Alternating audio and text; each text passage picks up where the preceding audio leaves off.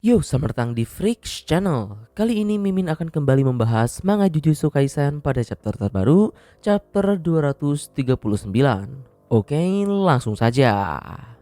Pertama, seperti biasa, pada chapter sebelumnya kita diperlihatkan duel puncak antara Sukuna melawan Kashimo Hajime. Yang mana tentu saja seperti yang bisa kita duga, Sukuna dengan telak berhasil mengalahkan Kashimo. Dan saat ini masih belum diketahui apakah Kashimo masih hidup atau sudah menjadi es buah. Tapi di atas semua itu, chapter ini pun ditutup dengan spektakuler di mana tepat setelah tumbangnya Kashimo, sang NPC utama kita Yuji Itadori dan Higuruma Hiromi akhirnya turun ke medan tempur menggantikan Kashimo untuk berhadapan dengan sang Raja Kutukan Sukuna. Yang mana lebih menariknya lagi, kita juga diperlihatkan kalau lengan Yuji memiliki bentuk yang tidak normal. Nah oke, masuk pada chapter terbaru setelah sebelumnya kita diperlihatkan sesuatu yang sangat menarik, yaitu transformasi lengan Yuji. Sayangnya pada chapter 239 ini POV menyorot pada Kenjaku. Dan chapter ini sendiri berjudul Sang Penyintas Bodoh. Panel pertama dibuka dengan menyorot pada seorang karakter baru, yaitu wanita bergaya gotik yang sedang kabur dari Kenjaku di koloni Iwate. Wanita tersebut bertanya-tanya tentang tindakan Kenjaku yang tak bisa dimengerti olehnya. Menurut si wanita itu, Kenjaku sudah putus asa karena The Cooling Game tidak berjalan sesuai dengan rencananya. Setiap aturan yang ditambahkan selalu menjauhkan The Cooling Game pada tujuan utamanya, yaitu membuat semua player saling membunuh secara paksa. Contohnya ada aturan transfer point, bahkan hingga aturan keluar masuk koloni dengan bebas. Yang mana menurut si wanita tersebut, penyebab The Cooling Game semakin jauh dari tujuannya karena para penyihir yang baru terbangkitkan seperti Higuruma tidak ingin menjadi pembunuh. Maka dari itu, untuk mengatasi kondisi tersebut, Kenjaku mengirim pasukan militer ke dalam koloni. Selain pasukan militer bisa memaksa player lain untuk akhirnya membunuh, kematian para non-penyihir tersebut juga bisa membuat energi kutukan yang ada di tiap koloni menjadi tercukupi untuk memulai ritual penyatuan dengan Tengen. Nah, berikutnya karena si wanita itu tidak memahami rencana besar Kenjaku, ia pun berteriak pada Kenjaku. Sebenarnya apa yang sedang ia lakukan? Khususnya tindakan Kenjaku yang memberikan kehidupan kedua pada para penyihir masa lalu hanya untuk dibunuh kembali oleh Kenjaku pada saat ini.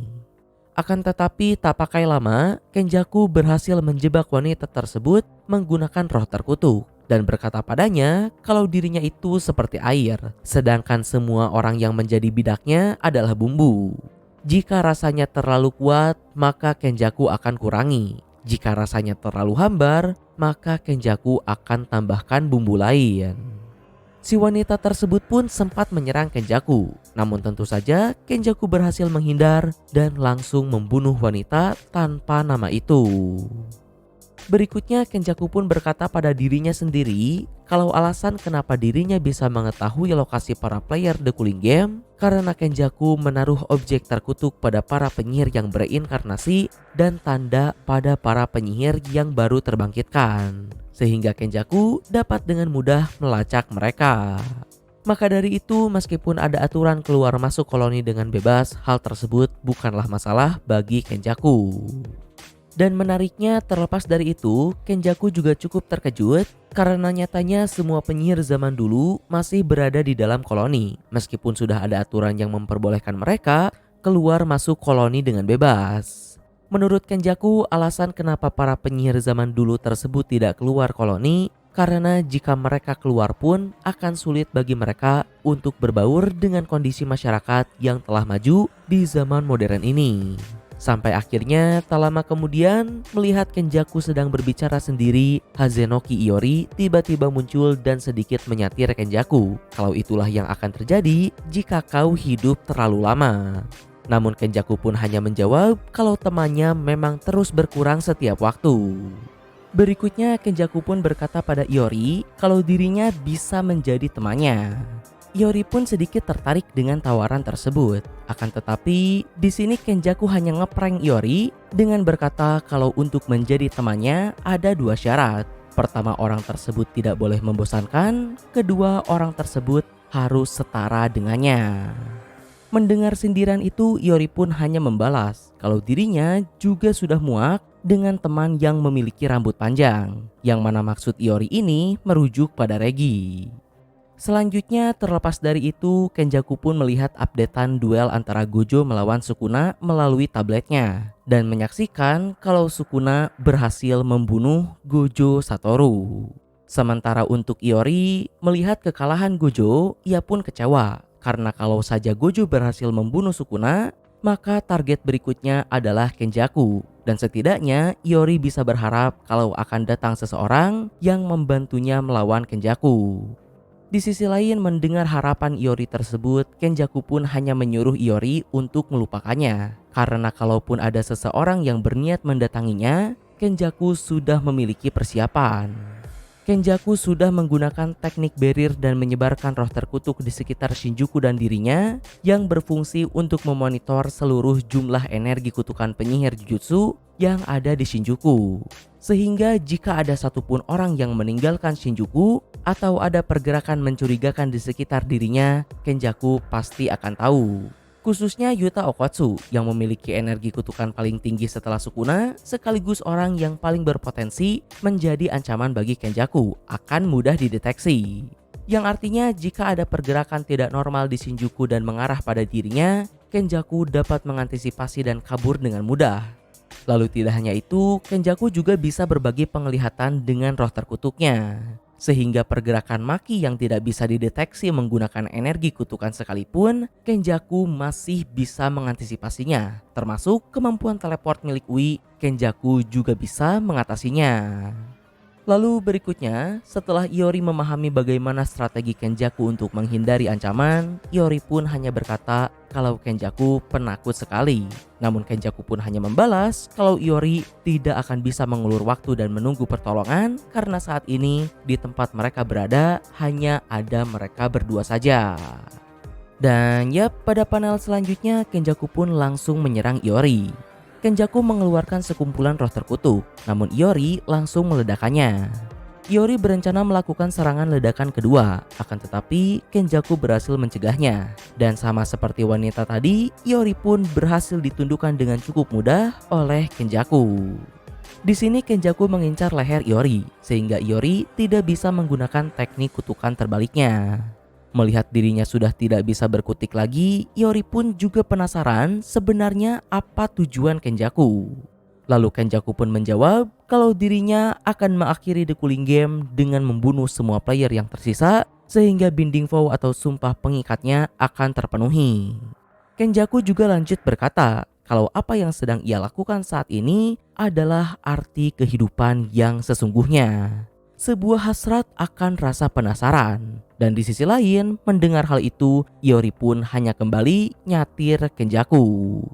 Nah, tapi terkait dengan tujuan Kenjaku, seperti yang kalian tahu sebelumnya Kenjaku memang sudah menambahkan aturan untuk mengakhiri The Cooling Game yang berisi jika semua player The Cooling Game mati kecuali Suguru Geto dan Megumi Fushiguro, maka The Cooling Game akan berakhir. Yang mana menariknya, Mimin berpikir jika aturannya seperti itu, apa yang akan terjadi jika Kenjaku atau Sukuna sampai mati? Apakah aturan penyelesaian The Cooling Game tersebut masih berlaku atau tidak? Ya, itu mungkin teori yang aneh, tapi tetap hal tersebut bisa saja salah satu kemungkinan untuk mencegah terjadinya rencana Kenjaku. Nah oke, berikutnya lanjut cerita. Setelah membunuh Iori, Kenjaku pun merasakan ada seseorang yang memasuki wilayahnya. Dan ya, orang tersebut adalah sang komedian The Joker Takaba. Di sini Kenjaku mendatangi Takaba sembari bergumam apakah orang tersebut berniat menghadapinya sendiri karena Kenjaku tidak merasakan atau melihat gagak milik Mei Mei, yang artinya Mei Mei tidak sedang mengawasi Takaba. Kenjaku juga menduga kalau mungkin Takaba dikirim menggunakan teknik milik Ui, namun Kenjaku tidak bisa memastikannya. Akan tetapi di sini Kenjaku tetap berasumsi kalau Takaba memang dikirim oleh pihak SMA Jujutsu. Yang mana hal itu juga membuat Kenjaku sedikit tidak nyaman. Karena bagaimana tidak, secara logika seharusnya pihak SMA mengirimkan orang selevel Maki atau Yuta untuk menghadapinya. Jadi melihat orang serandom Takaba lah yang dikirim, tentu Kenjaku pun merasakan sesuatu yang tidak beres. Selanjutnya pada momen ini tanpa basa-basi Kenjaku pun langsung menyerang Takaba sembari bergumam kalau dirinya tidak tertarik pada penyihir yang baru bangkit selain Higuruma Hiromi. Akan tetapi tak lama kemudian Takaba muncul kembali dengan wajah terkejut tanpa luka sedikit pun.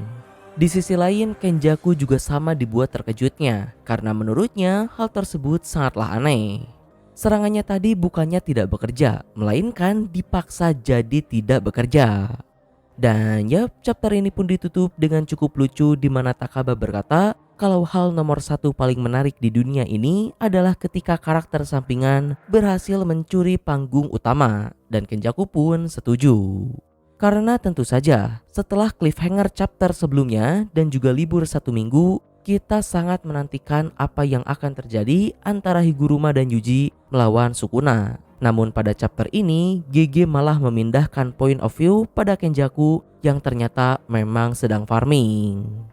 Dan bahkan tidak hanya itu, di akhir chapter tadi seolah ingin mengejek kita para pembaca, GG juga menegaskan niatnya dalam dialog Takaba kalau hal paling menarik adalah ketika karakter sampingan berhasil mencuri panggung utamanya, yaitu Yuji Higuruma versus Sukuna.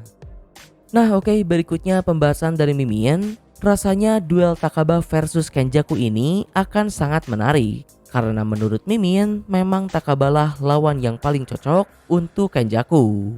Kenjaku itu penuh perhitungan. Maka dari itu, jika Yuta atau Maki datang menghampiri Kenjaku pun, Mimin cukup ragu kalau mereka bisa mengalahkannya. Bahkan jika mereka berdua memang ancaman bagi Kenjaku sekalipun, Kenjaku sudah bisa mengantisipasi hal tersebut dan memiliki rencana untuk kabur. Maka dari itu, Takaba adalah lawan yang paling cocok. Karena selain Takaba memang ada di luar perhitungan Kenjaku, teknik kutukan Takaba juga tidak kalah di luar nalar. Karena seperti yang kalian tahu, Takaba adalah penyihir yang baru terbangkitkan sama seperti Higuruma. Saat pertarungannya melawan Iori, kemampuan Takaba terbukti tidak wajar. Ledakan-ledakan yang dikeluarkan oleh Iori tidak bekerja sama sekali padanya. Bahkan Iori sempat berkata kalau luka yang berhasil ia berikan pada Takaba bisa sembuh sendiri, padahal ia tidak melihat Takaba menggunakan teknik kutukan terbalik. Dan terkait dengan itu, GG Akutami sendiri menyebutkan lewat dialognya kalau teknik kutukan milik si Takaba ini bernama komedian.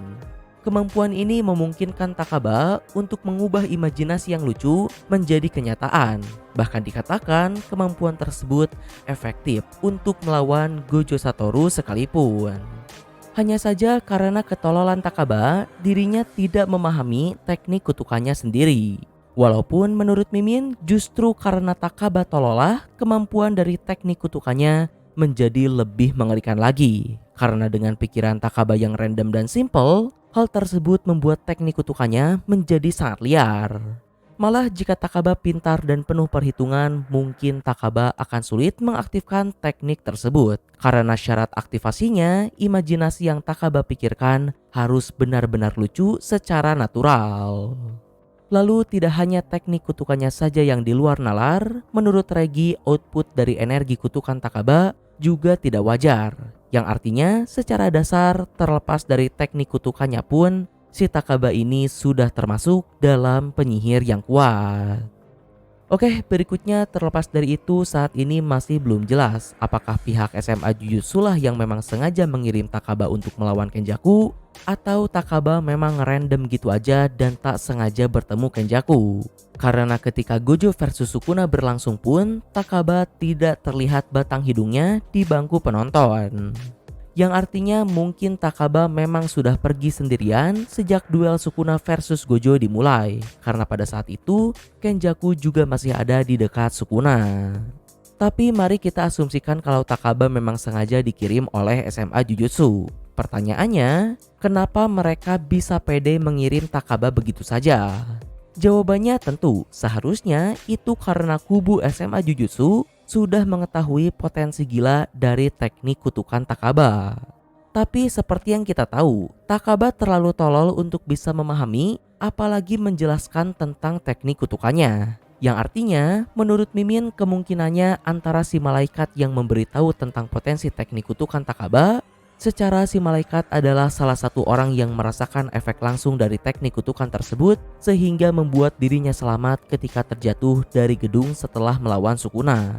Atau Gojo lah yang memberitahu tentang potensi teknik kutukan Takaba. Karena seperti yang kita tahu, enam mata juga memungkinkan Gojo untuk bisa memahami teknik kutukan milik target secara detail. Maka dari itu, dengan informasi tersebut, pihak SMA Jujutsu pun membiarkan Takaba untuk tetap ngerandom dan mengirimnya pada Kenjaku. Jadi terkait dengan duel Takaba versus Kenjaku ini, menurut Mimin seburuk-buruknya Takaba tidak akan mati melawan Kenjaku. Bahkan ada kemungkinan kalau Takaba mampu memukul mundur Kenjaku. Ya, terakhir jika Maki adalah kuda hitam, maka Takaba adalah kartu joker, kartu yang tak tertebak.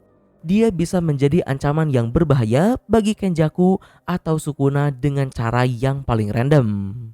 Nah, mungkin kurang lebih itulah pembahasan dari Mimin. Mohon maaf untuk kesalahan dan kekurangannya. Like, subscribe kalau suka, komen, beri kritik dan saran. Terima kasih telah menonton. Ciao.